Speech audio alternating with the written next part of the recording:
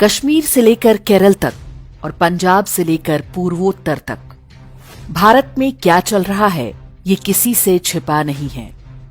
अयोध्या में राम मंदिर बन गया, काशी और मथुरा की लड़ाई जारी है, धारा 370 हट गई, समान नागरिक कानून की बात हो रही है।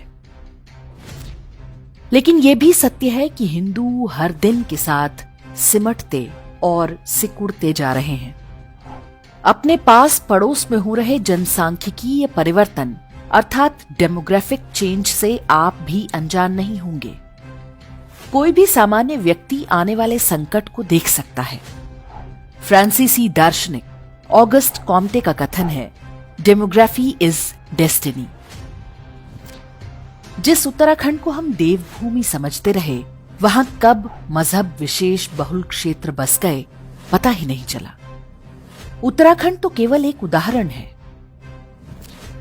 हम ये भी देख सकते हैं कि हमारे ही वोटों से चुनी सरकारें, न्यायपालिका और पूरा शासन तंत्र इस भावी संकट को लेकर भयानक रूप से उदासीन है।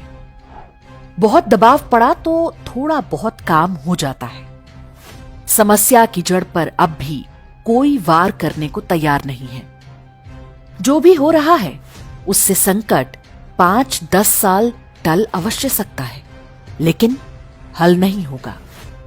जो हिंदुत्व के नाम पर चुने गए हैं उन्हें भी पता है कि हिंदुओं के पास कोई विकल्प नहीं है। ऊपर से संवैधानिक व्यवस्थाएं हैं जो सुनिश्चित करती हैं कि जो भी सरकार बने वो सेक्युलरिज्म की रक्षा के लिए हिंदुओं को दबाए और अन्य मजहबों का तृप्तिकरण करे। तो ऐसी स्थिति में एक सामान्य हिंदू के रूप में हम क्या कर सकते हैं? छोटा परिवार सुखी परिवार के सरकारी झांसे में ना रहें। बड़ा परिवार दुखी परिवार नहीं होता। कोविड में हम सब ने ये देखा है कि परिवार का ही सहारा था। स्वयं नहीं कर सकते तो कम से कम उन लोगों का उत्साहवर्धन और आर्थिक सहायता करें जिनके 2 से अधिक बच्चे हैं। अपने बच्चों को विदेश भेजने की होड़ में ना पड़े। भारत का भविष्य तभी है जब नई पीढ़ी के प्रतिभावान लोग देश में ही रहें। इसमें कोई संदेह नहीं कि नरेंद्र मोदी सरकार ने भारत में अपार आर्थिक संभावनाएं पैदा की हैं। भारत में रहने का ये सर्वश्रेष्ठ समय है। अपने परिवार को बचाइए, तभी धर्म और संस्कृति बचेगी। नई पीढ़ी के बच्चे तेजी से वोक हो रहे हैं। वामपंथ की कुदृष्टि आपके बच्चों पर है। वे इस काम पर करोड़ों डॉलर खर्च कर रहे हैं। बच्चों को बचपन से ही धर्म और संस्कार की शिक्षा दीजिए, अन्यथा वे एक दिन आपके भी किसी काम के नहीं रहेंगे।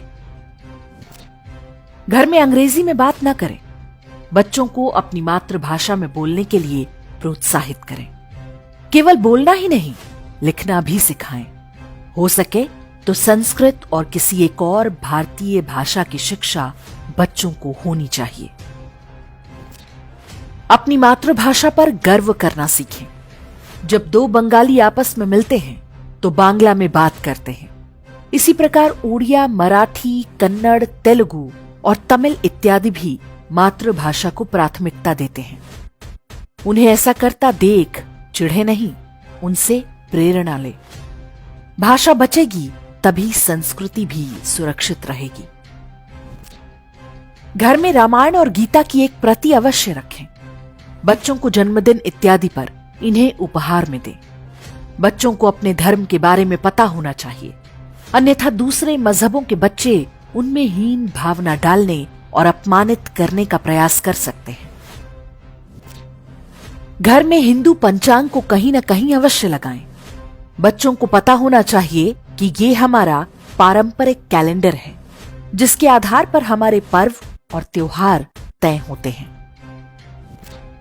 बच्चों को बताएं कि वे हिंदू हैं, ये देश उनकी मातृभूमि है। एक आयु में उन्हें यह भी पता होना चाहिए कि उनकी जाति और गोत्र क्या है। हिंदुओं की हर जाति में महापुरुषों ने जन्म लिया है। कोई छोटा या बड़ा नहीं। जाति नहीं बल्कि जातीय भेदभाव बुरी चीज है।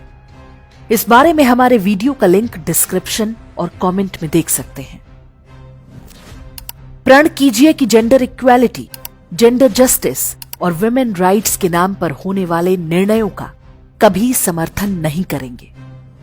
ये वामपंथियों का तरीका है जिसमें पहचान के आधार पर व्यक्तियों को अलग अलग समूहों में बांट दिया जाता है। भारतीय समाज में स्त्री और पुरुष को सदैव एक गाड़ी के दो पहियों के रूप में देखा जाता रहा है।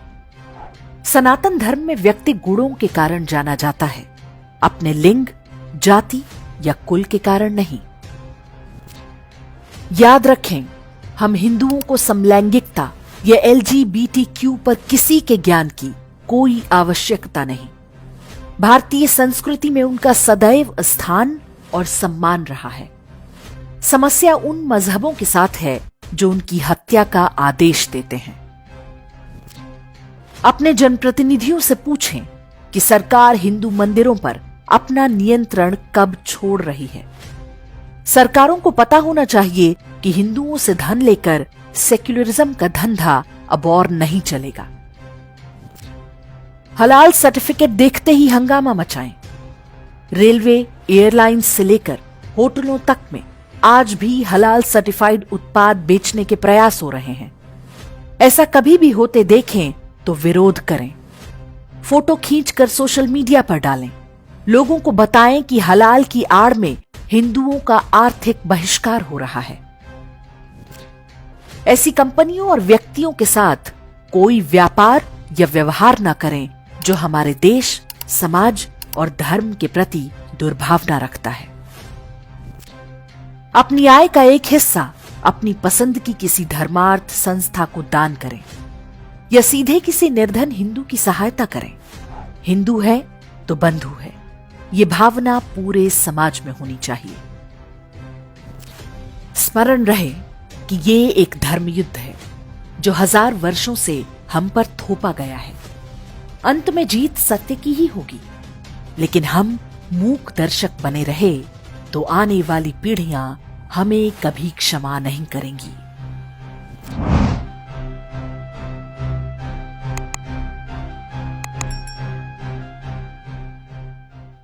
इंडेक्स ऑनलाइन के वीडियो समाज को समर्पित हैं। आप इनको डाउनलोड करके जैसे चाहे वैसे प्रयोग कर सकते हैं। चाहे तो आप हमारे टेलीग्राम चैनल से जुड़ सकते हैं, वहां सारे नए पुराने वीडियो आपको मिल जाएंगे। हमारे सोशल मीडिया लिंक हर वीडियो के डिस्क्रिप्शन में होते हैं। हमारा एकमात्र उद्देश्य हिंदू समाज को जागृत और एकजुट करना है। इसमें सहभागी बने। धन्यवाद।